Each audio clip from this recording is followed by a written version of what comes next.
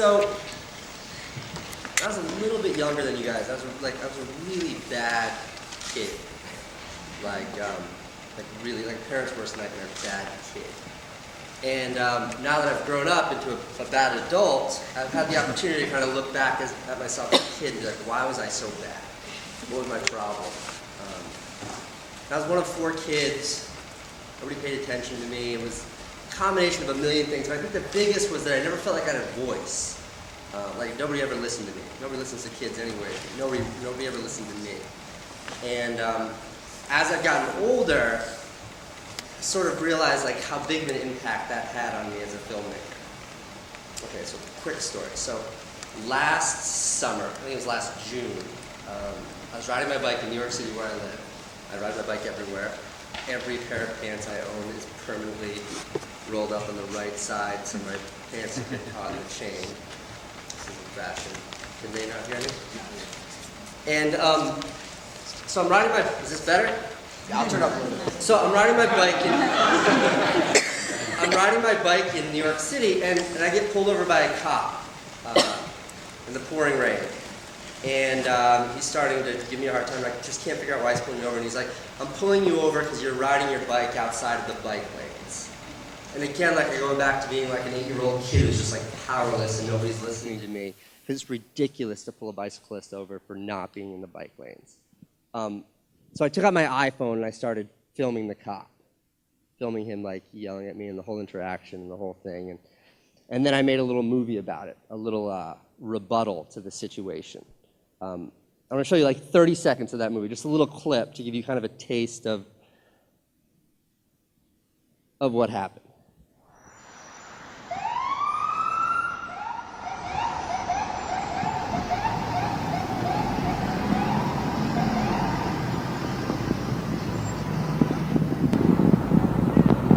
I'm getting a ticket for riding my bike not in the bike lane. So I got a ticket for not riding in the bike lane, but often there are obstructions that keep you from properly riding in the bike lane.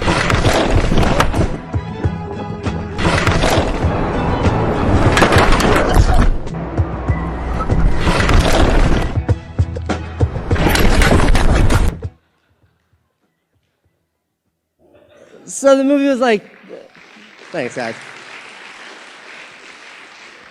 The movie was 3 minutes long. It was more of a dynamic story than that, but it sort of got into it, the ridiculousness that is not being allowed to ride your bike outside of the bike lanes. And I put the movie up on YouTube, I don't know, a couple weeks later, and it just sort of went bonkers. It was like a media darling, this movie, and it got quite a few views. So this is Time Magazine called it the best of 2011, and this is 5 million views in a couple weeks. Way more importantly than that, it started this whole dialogue about why is this fair? How do we pursue cyclists? It did this whole thing, but it made me feel like I had a really loud voice, and all I used was kind of my iPhone and these resources that I had at my disposal. And that's sort of what I want to talk about today. And to give that some context, I'll give you guys a little bit of my bio. I love talking about my bio, but I have to write it down, otherwise I'll just keep going on and on and on. Okay, so that's me there. I grew up in a lower middle class southeastern Connecticut town, and like I said, caused a lot of Dennis the Menace style trouble, which definitely shaped who I am. And when I was 15 years old? I think that's the only picture I could find of me at age 15, bleach blonde hair. When I was 15 years old, I moved out of my parents' house permanently. I moved out, gone. When I was 16, I got my first girlfriend pregnant. Yeah. And then at 17, I was a dad. 18, I was living in a trailer park on welfare, washing dishes for a living. And then around that time, 3 major things happened. The first of which was my baby mama dumped me, which was oh, maybe I shouldn't be a career dishwasher. Maybe there's something more. The second There he is, by the way. Look at that cutie. The second thing was that's not my dad. That's Steve Jobs. The second thing was Steve Jobs came out. Apple Computers came out with the iMac DV, and DV stood for digital video. And it was among the first computers that you could edit video on by yourself. You didn't need to educate. You didn't need much. All you needed was that machine. So then the third big thing that happened around that time was I decided I want to be a filmmaker. And this was sort of the catalyst for that decision. And it wasn't like a dreamy, whimsical, I want to be a filmmaker. It was a conviction. It was, this is where I need to be in life. This is what I need to be doing. So I moved to New York City and started making movies with my brother, and we just hustled and put everything on the internet before there was YouTube, and we had some successes and a million movies nobody saw, and just pushed it and pushed it and pushed it. And it was, 8 years of doing that. That's my first video camera, by the way. 8 years of doing that, and we eventually got our own show on HBO. And what that movie poster says, what the show poster says, is a handmade home movie TV show. Because this show on HBO is made the same way we made every one of our other videos, which is we shoot them ourselves, we write them ourselves, we're usually starring in them.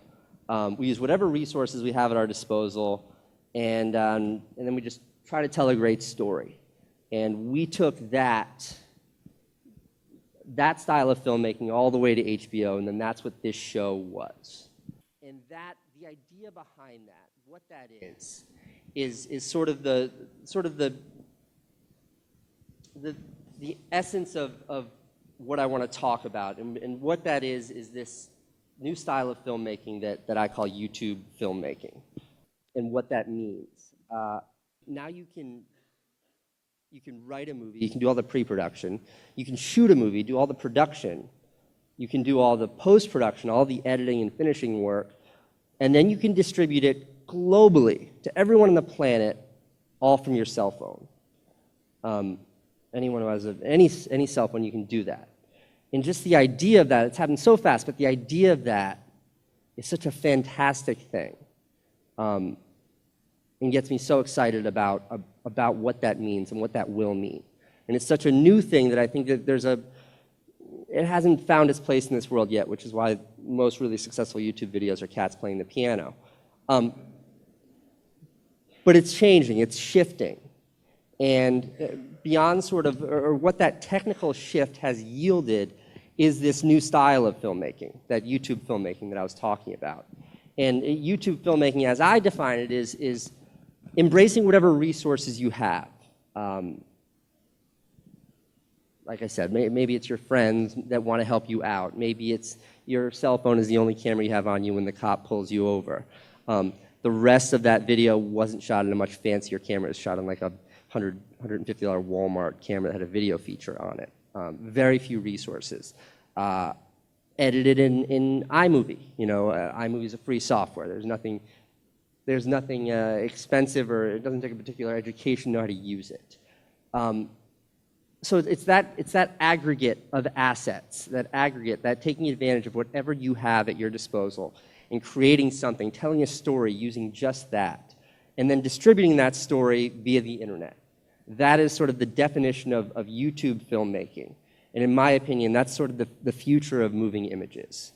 And I think it's more relevant than sort of any shift that's happened in film, certainly in my generation. And what's great about it is if you make a video and it sucks, you put it out there, nobody watches it, and it goes to like where 99% of all internet video lives, like this vast wasteland that is YouTube.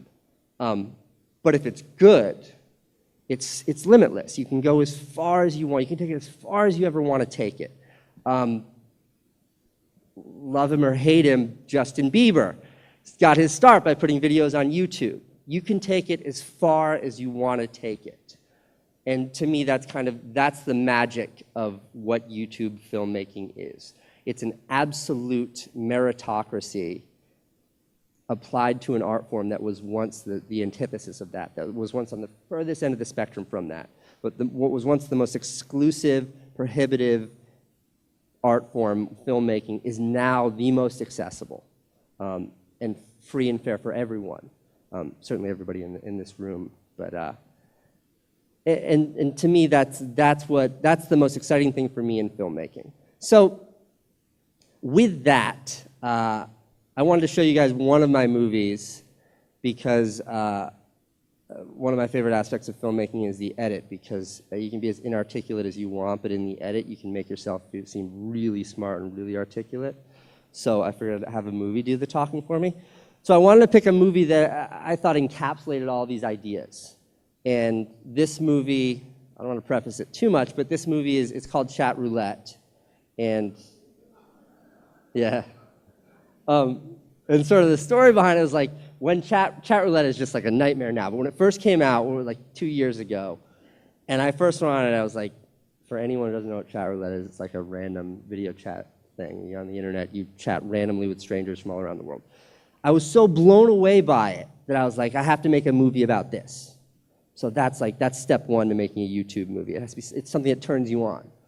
And then, again, as all the resources at my disposal, including like, I took hell on the internet for this because I don't know how to do screen capture where you somehow use the computer to film what's on the screen. So you'll see me in this like videotaping the computer screen. That was like all I knew how to do. But anyhow, embracing those resources, there's nothing you'll see in this video that is beyond anything, any resource that anyone here has. But when this video came out, it was really like the focal point for all conversation, maybe this is a little bit reaching, but the focal point for all conversation about chat roulette. So like, I think Stephen Colbert was talking about chat roulette and referenced my movie, and it was in every news source. This was always the link to it. And this very silly tongue-in-cheek movie became sort of the instruction manual for chat roulette. I don't think I'm gonna talk after this movie. So, because I think it's like a really nice like punctuation mark at the end of my talk. I don't want to wreck it by coming back up here and rambling anymore. But this new art form, this new form of filmmaking for me has like afforded me everything in life. And of all the successes and however you might quantify them, like for me, what life is when you're a kid and you have all these big dreams and these big ideas, growing up and then realizing them. And via filmmaking, for me, it's enabled me to like continue to be that bad troublemaker kid, just do it when I'm older and get paid for it. Okay, so roll that movie.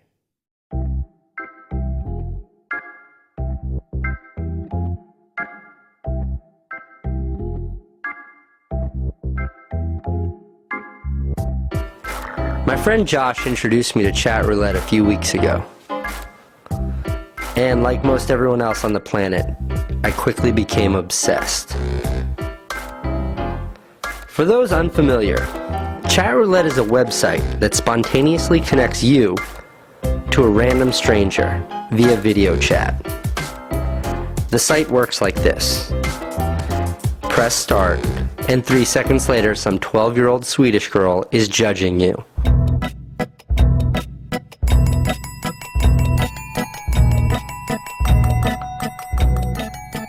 It's like gambling. You can never predict what you might roll. Maybe you meet an interesting girl. Maybe it's a fat Asian guy in a pink bra. I had to spend a few hours on chat roulette to make this movie. I wanted to collect some data.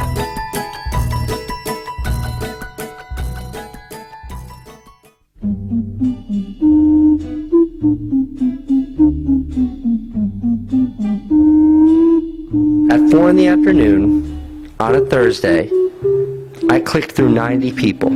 I broke these 90 people into 3 categories: boys, girls, and perverts, and a subcategory of young people and old people. The boy and girl categories are pretty self-explanatory. It's tough to define the pervert category without getting into graphic detail, but this puppet does an accurate depiction of what the perverts look like.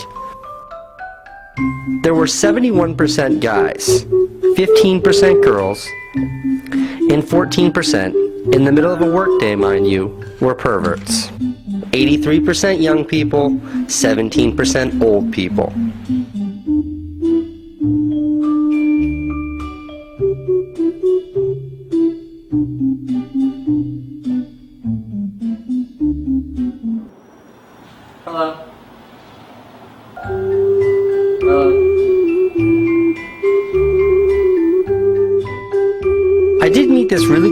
Rocky fan named Sasha. We chatted for a bit. I interviewed him for this movie, and I asked him what he liked about chat roulette.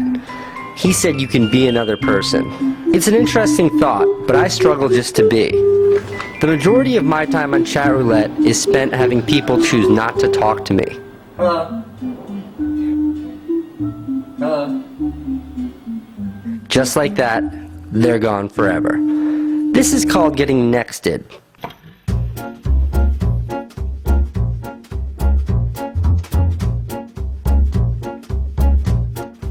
Nexted. When a random stranger clicks the next button immediately after seeing what you look like.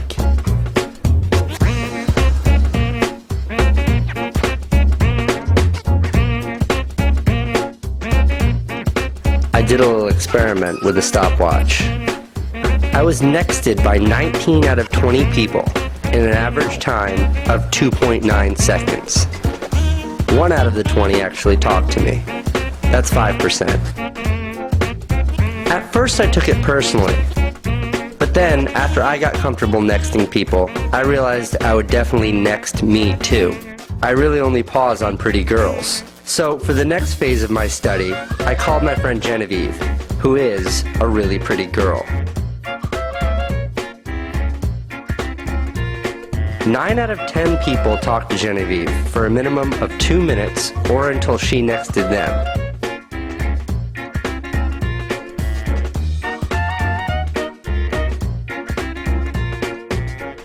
It was really amazing. Most everyone was nice to her. Guys played her music. This really hot Icelandic girl offered to show her boobs. Then to conclude this study, I joined Genevieve. Everybody's nexting us now. There is something magical about chat roulette.